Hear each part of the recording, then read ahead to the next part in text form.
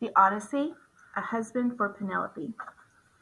As a rosy dawn crept across the sky, Penelope was down in the storeroom fetching Odysseus's great bow. She picked it up with its long string hanging loose and found a quiver full of arrows. Then she ordered Eurycleia to bring up all the bronze and iron axes that Odysseus had won as trophies. By the time the suitors arrived, everything was ready for the contest.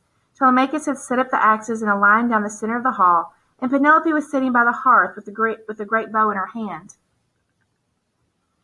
"This is how I shall choose my next husband," she announced. "I shall marry the man who can string this bow and use it to shoot an arrow through the loops of all these axes."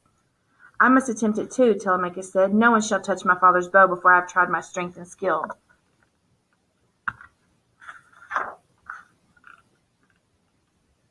He picked up the bow in both hands. 3 times he tried to bend it, but he couldn't quite loop the string into place. At his 4th attempt he might have managed it, but Odysseus warned him off with a tiny shake of his head that wouldn't fit their plan. As soon as Telemachus put down the bow, the suitors came crowding forward, each determined to pass the test and win Penelope. One by one they picked up the bow and struggled to string it, but no one was strong enough. While they were struggling, Odysseus stepped outside the hall and went to find Eumaeus. "Faithful friend," he said, "it's time to tell you who I am." He parted his rags to show the long silvery scar on his leg. When Eumaeus saw it, his face lit up and he opened his mouth to shout for joy. "Stay quiet," hissed Odysseus. "First we must drive out these wicked men. Go around the hall and lock all the other doors so that no one can escape."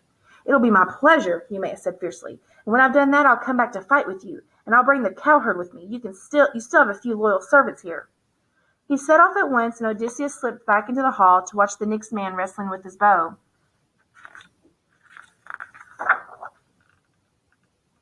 There were more than 100 of them, and the contest lasted all day.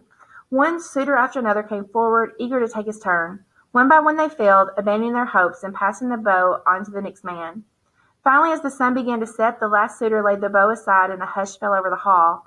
Odysseus stepped forward. "Lady," he said to Penelope, "may I try the bow?"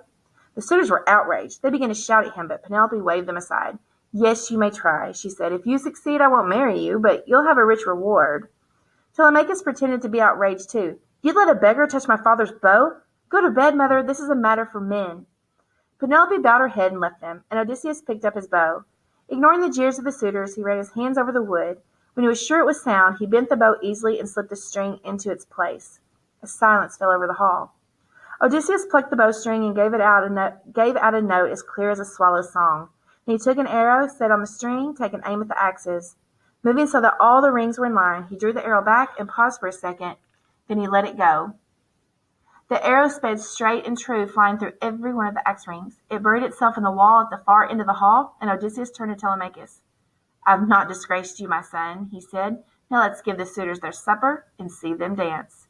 "Yes, father," said Telemachus. With horror, the suitors realized who the beggar really was. Odysseus moved into the main doorway, and Telemachus sprang to his side, sword and spear in hand. Eumaeus and the cowherd stepped up behind them, and Odysseus took another arrow from his quiver.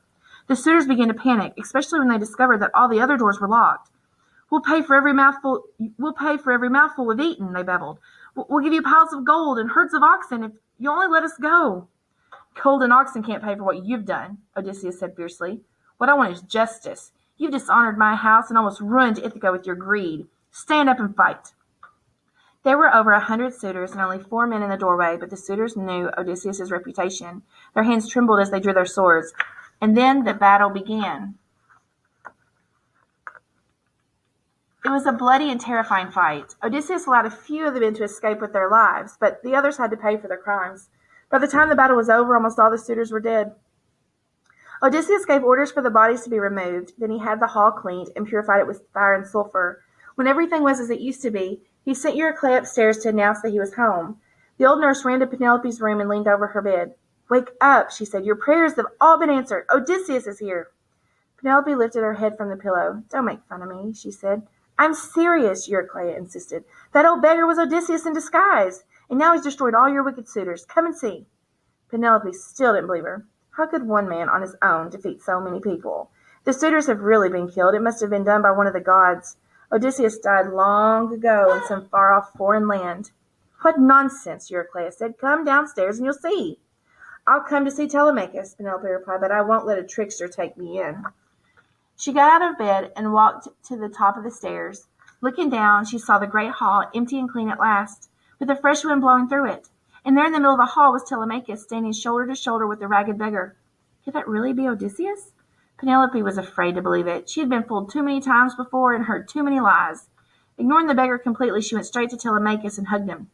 "What's the matter with you?" said Telemachus. "Can't you see my father here? You've waited so long. Why don't you greet him now?"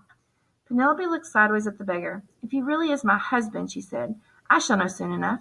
Odysseus and I share many secrets that no one else knows." Telemachus shook his head impatiently, but Odysseus stayed calm. He waited a long time already, but he was wise and patient. "Give your mother a chance to make up her mind," he said to Telemachus. "Let's bathe and put on clean clothes. Then we'll ask the musicians to play some dancing music and see what happens." The two of them went away to wash off the blood from the fight. Then Odysseus dressed in his own royal clothes and went out into the hall. Penelope was sitting beside the fire, staring into the flames and listening to the music. Quietly, Odysseus sat down next to her. "What an odd woman you are," he murmured. "Here I am, back after 20 years, and you won't even speak to me. Any other woman would have thrown herself into her husband's arms." He raised his voice and called out to Eurycleia, "Find me a bed of my own. I can't sleep with my wife. Her heart is as hard as iron." "What an odd man you are," Penelope replied. "I'm not hard-hearted, just careful. I've been faithful to Odysseus for 20 years, and I'm not going to let an impostor deceive me. You don't look like the man who sailed away 20 years ago." She turned around and nodded at Eurycleia. "Do as our visitor asked. Move the great bed out of my husband's and my old bedroom and make it up for him down here." As she gave the order, she was watching the man beside her. Only she and Odysseus knew the secret of that bed. If this stranger stayed silent now, he was certainly not her husband. But he didn't stay silent. As soon as she finished speaking, Odysseus jumped up, roaring with anger. "Woman, what have you done? I built that bed around an ancient olive tree. The first bedpost was made from the tree trunk, still rooted in the ground. Have you let someone cut through that trunk and move our bed?" Penelope started trembling with joy. She burst into tears and threw her arms around Odysseus. "It's you," she said. "Oh, Odysseus, it's really you. Don't be angry with me. No one's cut through the bedpost. But I've always been afraid that someone would come here and trick me by pretending to be you. So I thought of this plan to make sure I couldn't be deceived, because no one knows the secret of the bed except you and me." Odysseus hugged her hard, almost in tears himself. "How faithful and true you are," he said. "How wise and beautiful. I am a happy man to come home to such a wife." "Promise me that you'll never leave again," Penelope said. Odysseus hesitated. "What's the matter?" said Penelope quickly. Odysseus was remembering the prophecy of blind old Tiresias down in the land of the dead. "If you want to be free of Poseidon's curse, you must make another journey. Travel inland with an oar over your shoulder until you are far away from the sea. When someone mistakes your oar for a winnowing fan, sacrifice to Poseidon there, then he will let you live in peace again." Slowly he repeated the words to Penelope. Her heart sank at the thought of losing him again, but she didn't waver. "We can't live peacefully," she said, "while one of the gods is your enemy. If that's the price of a happy old age, then you must make that journey." Odysseus hugged her again, knowing now that there would be a peaceful end to all his travels. Then he and Penelope walked up the stairs to their old room, beginning to tell each other the long story of all that had happened in the last 20 years.